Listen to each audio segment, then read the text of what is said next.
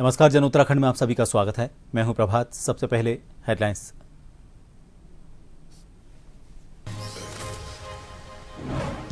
पंचायत चुनाव के पहले चरण के बाद बीजेपी काफी उत्साहित। सीएम धामी ने कहा, लोगों ने विकास को दिया वोट, उम्मीद है कि दूसरे चरण में भी जनता भाजपा को ही चुनेगी।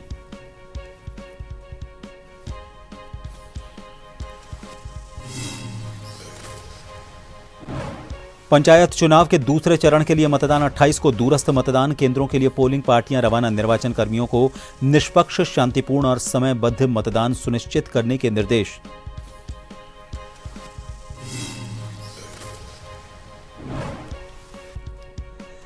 धर्मांतरण मामले में देहरादून पुलिस का बड़ा खुलासा, 6 आरोपी गिरफ्तार। 2 लड़कियों का खुलासा, नेटवर्क के तार पाकिस्तान और दुबई से जुड़े होने की आशंका।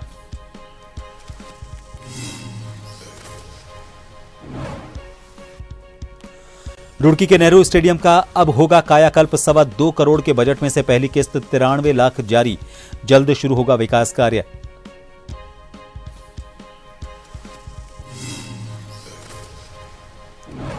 और सहकारिता मंत्री डॉक्टर धन सिंह रावत के निर्देश पर एक्शन। कामकाज में लापरवाही बरतने पर बैंक के 2 शाखा प्रबंधकों को किया निलंबित। 8 अन्य शाखाओं के मैनेजरों के वेतन रोकने के आदेश जारी।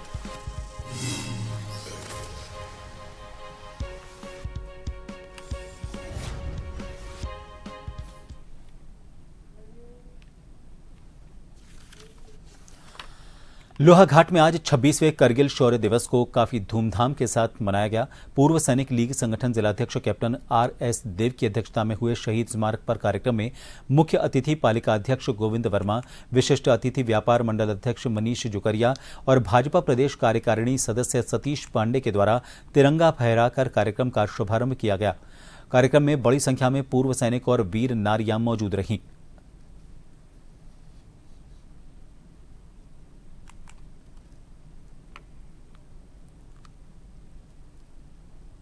सर्वप्रथम मैं समस्त क्षेत्रवासियों को कारगिल विजय की बहुत बहुत शुभकामनाएं देता हूँ और जितने भी पूर्व सैनिक हैं और उनको भी प्रणाम करता हूँ और जिन्होंने देश के लिए बलिदान दिया उनको नमन करता हूँ। और साथ ही साथ जिस प्रकार से जो कारगिल का युद्ध था, पाकिस्तानी आतंकवादी जिस प्रकार से पहाड़ की ऊंची चोटियों पर अपना जमाए हुए थे और हमारे सैनिक बिल्कुल नीचे धरातल पर थे, तो उसके बावजूद भी जिस प्रकार से उन्हें अदम्य साहस का परिचय देते हुए उसमें विजय प्राप्त की और जितने भी शहीद हुए हमारे देश के लिए मैं उन शहीदों को नमन करते हुए उनके माता पिता को धन्यवाद करना चाहूँगा। वो जवान जो शहीद हुआ अपने वतन को बचाते हुए, एक बार दिल से याद कर लेना, क्योंकि वो शहीद हुआ हमको बचाते हुए। आज कारगिल युद्ध की 26वीं वर्षगांठ के पूरा भारतवर्ष धूमधाम से मनाया हुआ आ रहा है। हम उत्तराखंड पूर्व सैनिक संगठन लोहाघाट भी पूर्व सैनिक वीर नारी उनके आश्रित कारगिल शौर्य दिवस को धूमधाम से मना रहे हैं। कारगिल युद्ध 3 मई 1999 से 26 जुलाई 1999 तक लगभग 3 महीने तक चला। 26 जुलाई 1999 को कारगिल द्रास की ऊंची चोटियों पर टाइगर हिल, बटालिक, कक्षार, कोरोलिक, मास्को सेक्टर पर हमारे जवानों ने देश का झंडा फहराया, पाकिस्तान पर विजय हासिल की। कि एक चीज़ ऐसे होती है, हम लोग मुद्दे करते रहते हैं, सीआई ऑफिस करते हैं, दूसरी चीज़ करते हैं, वो प्रोग्राम के हिसाब से होता है। मतलब कि हम रेडी होकर के जाते हैं, तैयारी होकर के जाते हैं। वहाँ पर ऐसा था अचानक मतलब क्या कि खास करके जो मेरी यूनिट थी तो फर्स्ट में आगे चली गई थी, उसके बाद में इतना ओपन और दिक्कत ये आई कि कंपार्टमेंट होता था उसको आगे को ले जाना बहुत मुश्किल होता था, काफ़ी दिक्कत होती थी। अंत में मतलब जो है कि हमने विजय हासिल किए और मैं आगे देशवासियों को बताना चाहूँगा कि इस प्रकार की विषम परिस्थितियों में भी मतलब जो है हमारे देश ने पाकिस्तान को मुंहतोड़ जवाब दिया। पंचायत चुनाव के पहले चरण में 49 विकास खंडों में 68% मतदान हुआ था, जिसको लेकर भाजपा काफी उत्साहित है। मुख्यमंत्री पुष्कर सिंह धामी का कहना है कि लोगों ने विकास को वोट दिया। 2014 के बाद से हुए सभी चुनावों में लोगों ने भारतीय जनता पार्टी को चुना। दूसरे चरण का मतदान 28 जुलाई को सुबह 8 बजे से 40 विकास खंडों में होगा, जिसमें उम्मीद है कि जनता भाजपा को ही चुनेगी। चुनाव में उत्तराखंड की देवतुल्य जनता ने आदरणीय प्रधानमंत्री श्री नरेंद्र मोदी जी के नेतृत्व में 2014 में जब से सरकार बनी है, सभी चुनाव भारतीय जनता पार्टी को उन्होंने अपना आशीर्वाद दिया है और तेज गति से विकास को बढ़ाने में अपना योगदान दिया है। चाहे लोकसभा के चुनाव हो, विधानसभा के चुनाव हो या हमारे नगर निकाय के चुनाव हो, और अब पंचायत के चुनाव में भी पहले चरण के मतदान से स्पष्ट है कि बड़ी संख्या में मतदान हुआ है। दूसरे चरण में भी बड़ा मतदान होगा और सभी जगह की तरह इन पंचायतों त्रिस्तरीयों में भी जो बहुत महत्वपूर्ण त्रिस्तरीय चुनाव हैं, जो ग्रामीण क्षेत्र में अंतिम इकाई तक विकास को पहुंचाते हैं, जो प्रतिनिधि उनको चुनने का चुनाव है, उस चुनाव में भी यहाँ की देवतुल्य जनता हमें अपना आशीर्वाद देकर विकास की गति को और तेज करेगी। त्रिस्तरीय पंचायत चुनाव में द्वितीय चरण के मतदान के लिए 28 जुलाई को जनपद के 411 मतदान केंद्रों पर मतदान होगा। इसके लिए शनिवार को जनपद के 5 विकासखंड मुख्यालयों से 194 पोलिंग पार्टियों को रवाना किया गया, जबकि बाकी 237 पोलिंग पार्टी रविवार को ब्लॉक मुख्यालयों से रवाना की जाएंगी। आपको बता दें, दूसरे चरण में 17 जिला पंचायत सदस्य, 125 क्षेत्र पंचायत सदस्य और 383 ग्राम प्रधान पदों के लिए मतदान प्रक्रिया होगी। इससे पांचों विकासखंडों के 1,80,232 मतदाता अपने मताधिकार का इसमें प्रयोग करेंगे।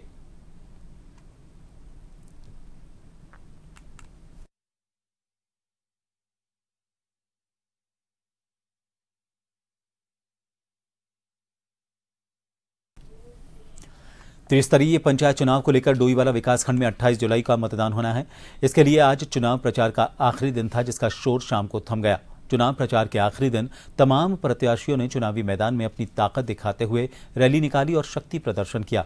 कई प्रत्याशी अपने समर्थकों के साथ रैली निकालते हुए नजर आए, तो वहीं कई प्रत्याशी घर घर जाकर अपने समर्थन में मतदान की अपील करते हुए भी नजर आए।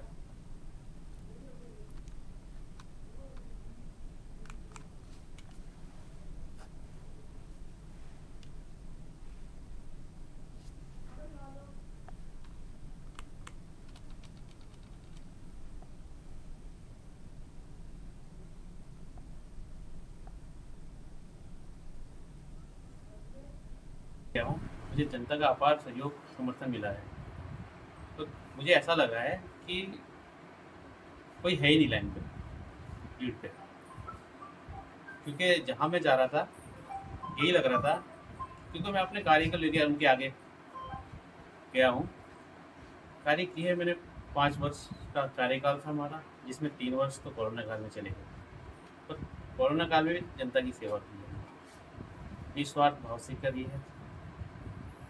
क्षेत्र में रहे हैं, 24 घंटे घर ना देख के हम क्षेत्र में रहे, और उसी का फल है कि हम जनता का आभार प्यार समर्थन मिला। मैं आप देख ही रहे, इस समय सब क्षेत्र में है और मैं अभी मेरी कन्वेंस पूरी हो चुकी है, अभी घर आया हूँ। त्रिस्तरीय पंचायत चुनाव को लेकर पंचायत प्रतिनिधियों में आज उत्साह दिखा दिया।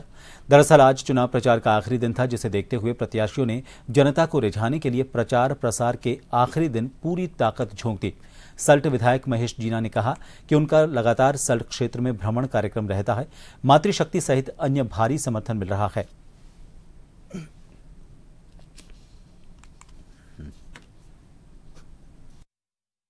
प्यार स्नेह मुझे मिल रहा है, वो प्यार स्नेह वोट के रूप में तब्दील होगा और पूरे सामान्य जनता जो बुजुर्ग हैं या नौजवान हैं कप प्लेट पर वोट लाने के लिए तैयार है। संदेश जा रहा है और सब हम यहाँ से अच्छे वोटों से जीत रहे हैं। मेरा आपके चैनल के माध्यम से सभी वोट मालना क्षेत्र की सभी वोटरों से, सभी महिलाओं से, सभी युवाओं से है कि आप अपने मत का अच्छा उपयोग करें और शर्मा जी के कप प्लेट पे मोहर आके उनको भारी से भारी मतों से विजयी बनाएं। मैं लगातार रोज ही मेरा 9 बजे से रात के 9 बजे तक भ्रमण कार्यक्रम रहता ही है, लेकिन आज वो बात अलग है कि पंचायती चुनाव चल रहे हैं और हमारे देवीदास शर्मा जी यहाँ से कप प्लेट इनका चुनाव निशान है। इनके प्रचार में हम लोग आज उन्हीं आए हैं और ये हमारे सभी माताएं बहनें आप देख ही रहे हैं, सब यहाँ उपस्थित हैं और सब का समर्थन देवीदास शर्मा जी को मिल रहा है। 15 गेबुआ पत्तापानी जिला पंचायत सदस्य सीट से प्रत्याशी अर्नव कंबोज ने रैली निकालकर शक्ति प्रदर्शन किया, जिसमें सैकड़ों की संख्या में समर्थकों ने रैली में हिस्सा लिया। रैली गैबुआ से शुरू होकर पावलगढ़ कोटाबाग होते हुए बेल पड़ाव पहुंची। यहां प्रत्याशी ने सभी का आभार जताया। इस दौरान प्रत्याशी ने कहा कि अगर जनता उनको विजयी दिलाती है तो वो जनता के हर सुख दुख के में साथ खड़े रहेंगे और क्षेत्र में चौमुखी विकास करेंगे।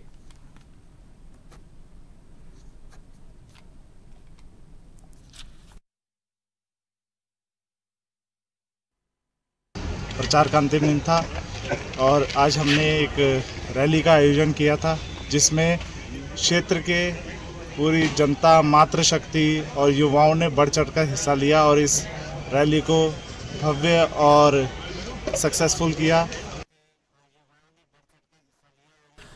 28 जुलाई को उधम सिंह नगर जिले के रुद्रपुर के साथ साथ काशीपुर और जसपुर में होने वाले त्रिस्तरीय पंचायत चुनाव को लेकर काशीपुर में एसपी काशीपुर अभय सिंह के नेतृत्व में एक पुलिस ब्रीफिंग का आयोजन हुआ। इसमें एसपी काशीपुर के द्वारा अधीनस्थ कर्मचारियों को चुनाव ड्यूटी के दौरान निष्पक्ष और शांतिपूर्वक मतदान संपन्न करवाने से संबंधित दिशा निर्देश दिए गए। प्रत्येक वोट का महत्व है। कोई भी व्यक्ति जो मतदान केंद्र पर जाता है वो भयमुक्त होकर के जाए और अपने मन से जिस किसी भी उम्मीदवार को उसके द्वारा मतदान में भाग लेकर के मत दिया जा रहा है उसके लिए वो स्वतंत्र है। अगर कोई व्यक्ति किसी को प्रभावित करने के लिए जोर जबरदस्ती करने या किसी भी तरीके की पैनिक करने की कोशिश करेगा या मतदान केंद्र पे किसी भी तरीके की गड़बड़ी फैलाने की कोशिश करेगा तो निश्चित रूप से उस व्यक्ति के विरुद्ध हमारे द्वारा सख्त कार्रवाई अमल में लाई जाएगी। त्रिस्तरीय पंचायत चुनाव को लेकर पंचायत प्रतिनिधियों में काफी उत्साह दिखाई दे रहा है। इधर प्रत्याशियों ने जनता को रिझाने के लिए प्रचार प्रसार के अंतिम दिन पूरी ताकत झोंक दी।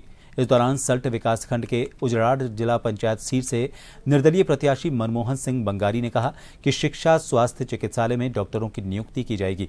गर्भवती महिलाओं को अल्ट्रासाउंड के भिकिया, सैण और अन्य क्षेत्रों में जाना पड़ता है।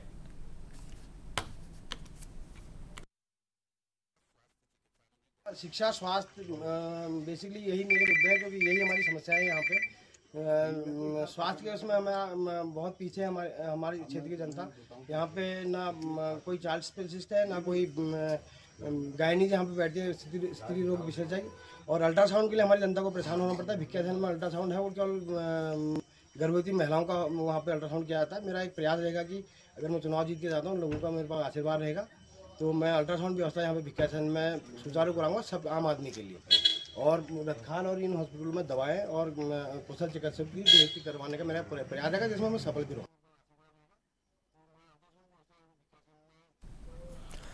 एक छोटे से ब्रेक के लिए यहां रुकेंगे। आप बने रहिए जन टीवी पर।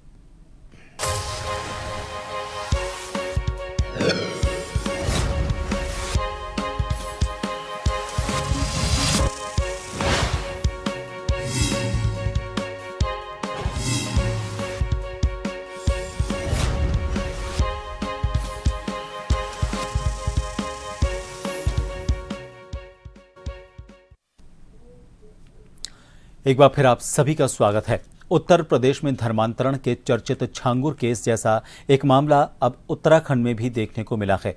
इसमें 18 जुलाई को दून पुलिस ने पहली एफआईआर दर्ज की थी जिसके तार उत्तर प्रदेश के आगरा से जुड़े हुए हैं। इस मामले में उत्तर प्रदेश और उसके साथ ही उत्तराखंड पुलिस दोनों साथ मिलकर जांच कर रहे थे। धर्मांतरण मामले में देहरादून पुलिस ने बड़ा खुलासा किया है। 6 आरोपितों को गिरफ्तार किया है। जानकारी के अनुसार दून पुलिस की जांच में इस नेटवर्क के तार पाकिस्तान और दुबई से जुड़े हैं। हालांकि पुलिस ने धर्मांतरण कराने वाले गिरोह के चंगुल से 2 लड़कियों को भी रेस्क्यू कर लिया है।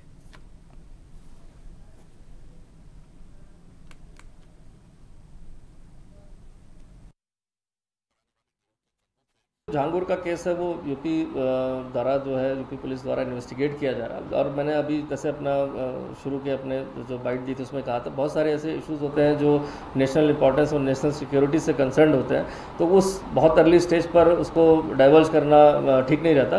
बट कहीं ना कहीं जो मोडस ऑपरेंडी एक फंडिंग की बात आती है कि कहीं ना कहीं धर्मांतरण कराना, धर्मांतरण के डिस्गाइज में कोई इनको गलत मिसयूज़ करना, जैसे मैंने बताया कि ऐसे ब्रेन वॉश्ड जो यूथ होता है उसको कहीं ना कहीं हम स्लीपर सेल के माध्यम से गलत यूज़ कर सकते हैं, कहीं किसी टेररिस्ट एक्ट में यूज़ कर सकते हैं और कहीं ना कहीं इनको धर्मांतरण को प्रमोट करने के लिए इनको कहीं ट्रैफिकिंग भी कर सकते हैं, जो विदेशों में लड़कियों को भेजने की अक्सर प्राय देखने में सुनने में आती है।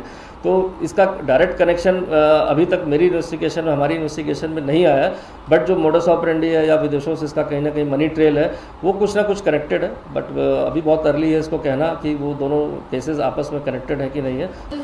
इंस्टा और फेसबुक पर बहुत सारे हमारे युवा हैं और वो जब सर्च करते हैं इस तरह से, जब उन्हें लगता है कहीं पे किसी ने सर्च किया तो आपने देखा होगा कि वो सब पॉप करने लगता है, उसी तरह के सजेशन में फ्रेंड्स आने लगते हैं।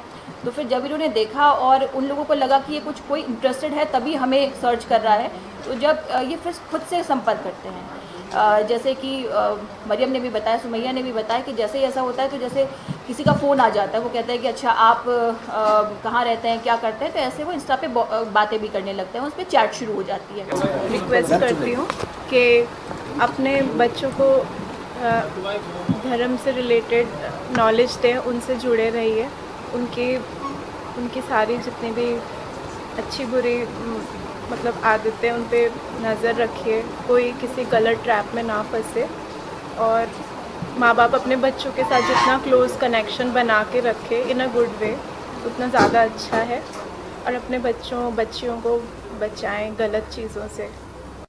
हरिद्वार के बहादुराबाद में संचालित एक प्राइवेट फिटनेस सेंटर पर संभागीय परिवहन अधिकारी निखिल शर्मा ने निरीक्षण किया। यहां कई खामियां सामने आई।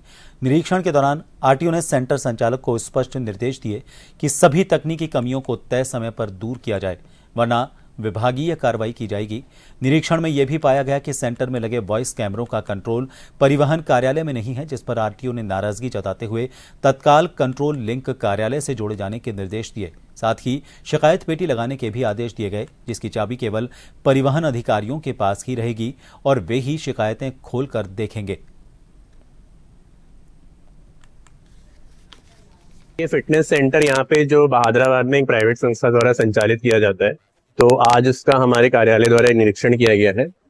यहाँ पे काफ़ी कमियां पाई गई हैं, जैसे कि एंटर करते ही 1064 का पोस्टर नहीं था, उसके लिए इनको बोला गया है। वॉइस कैमरे का एक्सेस आरटीओ ऑफिस को देने के लिए बोला गया है। उसके बाद एक सुझाव शिकायत पेटी का यहाँ पे रहेगी तालाबंद, जिसकी चाबी की आरटीओ ऑफिस में रहेगी, उसके लिए यहाँ पे इनको बोला गया है। उसके बाद जब यहाँ पे फिटनेस लेन में आके गाड़ियों को चेक किया गया तो उसमें पाया गया कि गाड़ी जो एक चेक हुई है, 2 गाड़ियाँ इनफैक्ट जो चेक हुई हैं उनमें स्पीड गवर्नर नहीं था, तो वो गाड़ियों की फिटनेस यहाँ पे फेल हो जाएगी। सहकारिता मंत्री डॉक्टर धन सिंह रावत के निर्देश पर जिला सहकारी बैंक हरिद्वार में बड़ी प्रशासनिक कार्रवाई की गई। लापरवाही और कामकाज में लगातार गिरावट को देखते हुए बैंक की बहादुराबाद शाखा के वरिष्ठ शाखा प्रबंधक प्रशांत शुक्ला और खानपुर शाखा के शाखा प्रबंधक देवनारायण चौधरी को तत्काल प्रभाव से निलंबित कर दिया गया है। इसके अलावा प्रदर्शन में पिछड़ रही 8 अन्य शाखाओं के शाखा प्रबंधकों के वेतन पर रोक लगाने के आदेश भी जारी किए गए हैं। यह फैसला रुड़की में बीतीगंज मुख्यालय में आयोजित समीक्षा बैठक में लिया गया, जिसकी अध्यक्षता अपर निबंधक आनंद एडी शुक्ला ने की। देखिए, इसमें कल पूरा परफॉर्मेंस रिव्यू किया गया था और जेएम कोऑपरेटिव मैडम के साथ ही परफॉर्मेंस रिव्यू किया गया, जिसमें हमारी जो टोटल ब्रांचेज हैं, जिसमें अगर किसी ब्रांच का 10% से ऊपर एनपीए है तो उसमें सभी बैंक मैनेजर्स को हमने उनकी वेतन वृद्धि रोक दी है, वेतन रोक दिया है। और इसके अलावा 2 बैंक मैनेजर्स ऐसे थे जिनकी बहुत ही ज़्यादा बेकार परफॉर्मेंस थी, तो उसको लेकर उनको सस्पेंड किया गया है। स्टेडियम का अब कायाकल्प होने जा रहा है। मुख्यमंत्री की घोषणा के बाद अब प्रशासन और नगर निगम हरकत में आया है। स्टेडियम के सौंदर्यीकरण और जीर्णोद्धार के लिए 2.25 करोड़ का बजट पास हो गया है, जिसमें पहली किस्त 93 लाख रुपए जारी हो गए हैं। अब इस पर काम जल्द शुरू किया जाएगा। आपको बता दें, शहर में मात्र एक स्टेडियम है जिसमें राजनीतिक, सामाजिक और स्पोर्ट्स इवेंट होते हैं, लेकिन लंबे समय से इसकी हालत खस्ता है। देखिए, स्टेडियम हमारा जीर्ण अवस्था में और रुड़की का एकमात्र स्टेडियम है जो शहर के बीच में है। मैं बताऊँ कि इसको संजो के रखना हमारा कर्तव्य बनता है। माननीय मुख्यमंत्री की घोषणा में भी शामिल कराया था हमने इसको, उसका बजट पास कराया, डीपीआर बनाई, डिज़ाइनिंग कराई की। अब नगर निगम से टेंडर्स का निकला है, लगभग 2.2-2.5 करोड़ का टेंडर निकला है। मैं बताऊँ कि इससे खेल प्रेमियों को लाभ मिलेगा और रुड़की के जो आसपास के लोग हैं वो यहाँ पर बैडमिंटन, वॉलीबॉल और बास्केटबॉल गेम्स वगैरह खेल सकेंगे। तो ये एक बहुत अच्छा कार्य रुड़की के लिए होगा। डबल इंजन की सरकार रुड़की में बनी है, भारतीय जनता पार्टी का मेयर बना है। मैं कहता हूँ कि इसका लाभ लोगों को मिलना चाहिए और एक बदलाव जो है वो दिखाई देना चाहिए। मुख्यमंत्री जी की घोषणा में जो हमारे यहाँ एकमात्र बड़ा ग्राउंड है नेहरू स्टेडियम, जिसमें सभी सार्वजनिक कार्यक्रम होते हैं और बच्चे खेलते वगैरह हैं, तो उसमें 2.25 करोड़ की घोषणा थी। तो पहली किस्त जिसमें 93 लाख के समथिंग आ गई है और उसका टेंडर कॉल कर लिया गया है। ये टेंडर हुआ है, तो अब देखते हैं जो बिड आती है किसके फेवर में जाता है वो, और जिसे बिड फाइनल होगी उसमें वर्क ऑर्डर कर दिया जाएगा। अभी जब ये इसका पूरा रिनोवेशन हो जाएगा, अभी इसमें बाउंड्री वाल है और पवेलियन वगैरह का निर्माण है और लाइटिंग का है। कॉर्बेट टाइगर रिजर्व के अंतर्गत कालागढ़ रेंज की कालागढ़ दक्षिणी बीट धारा ब्लॉक के कंपार्टमेंट संख्या 4 और 5 में गश्त के दौरान एक वयस्क नर हाथी का शव मिला। वन विभाग को शव नूनगढ़ सहायक नाले के पास मिला। प्रारंभिक जांच में शव करीब 5 से 7 दिन पुराना लग रहा है। राहत की बात यह रही थी कि हाथी के दोनों टस्क यानी कि दांत सुरक्षित हैं। इसकी मौत प्राकृतिक मानी जा रही है।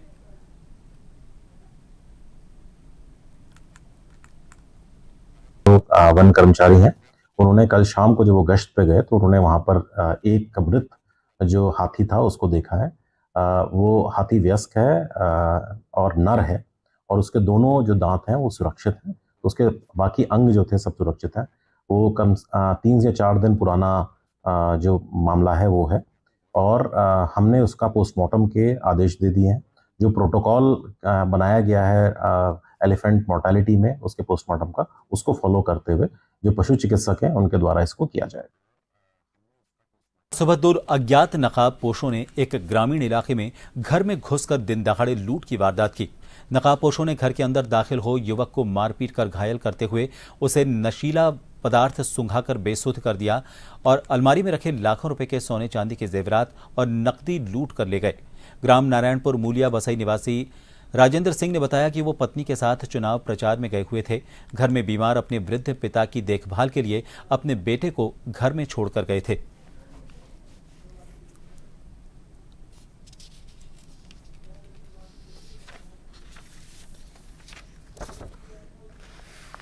अब वो कौन था कौन नहीं था, अगर ये मेरी जान पहचान वाला होगा तो वो मेरे को फ़ोन करता और मेरे को लग रहा है ये कोई अनजानी था जो 2 दिन से जायजा ले रहा था कि इस घर में कौन रहता है, कब रहते हैं कब नहीं रहते हैं। तो इस आज की ये घटना है और ये कह रहा है लड़का मेरा कि वो आधे घंटे पहले वो लड़का भी आया था पूछने के लिए कि पापा कहाँ हैं। और ये भी बता रहा है कि जब वो 2 आदमी आए तो उन्होंने बोला कि वो करो क्या कहते हैं पापा को फ़ोन करो, या अपना फ़ोन लेने गया होगा अंदर, इन्होंने उसको वहीं पकड़ लिया अंदर ही। अब ये क्या सुंघाया क्या नहीं सुंघाया, पहले मारा या सुंघाया वो यही बताएगा लड़का जब सही से होश में आ जाएगा। किस चीज़ से मारा? अब ये हाथ में इसके चाकू का निशान था, अभी इसमें पट्टी करी है, पीछे डंडे मारे हैं इसको और घर में जितना भी था क्या क्या सामान सोना चांदी सब जो भी था सब लेके हैं। अभी बसई में सूचना मिली थी, मेरे द्वारा पीड़ित से बात की गई है। तो प्रथम दृष्टया पीड़ित के साथ 2 युवकों द्वारा मारपीट करने की बात जानकारी आ रही है। लूट और चोरी जैसी कोई घटना प्रथम दृष्टया पूछताछ में नहीं आई है। इस संबंध में तहरीर प्राप्त कर अभियोग पंजीकृत कर आवश्यक वैधानिक कार्रवाई की जा रही है। नाथूनगर से बीडीसी प्रत्याशी गीता तिवारी ने 28 जुलाई को होने वाले मतदान को लेकर चुनावी रैली निकालकर प्रचार किया। गीता ने कहा कि अगर वो विजयी होकर आती हैं तो जनता की हर छोटी बड़ी समस्या का समाधान करने की कोशिश करेंगी।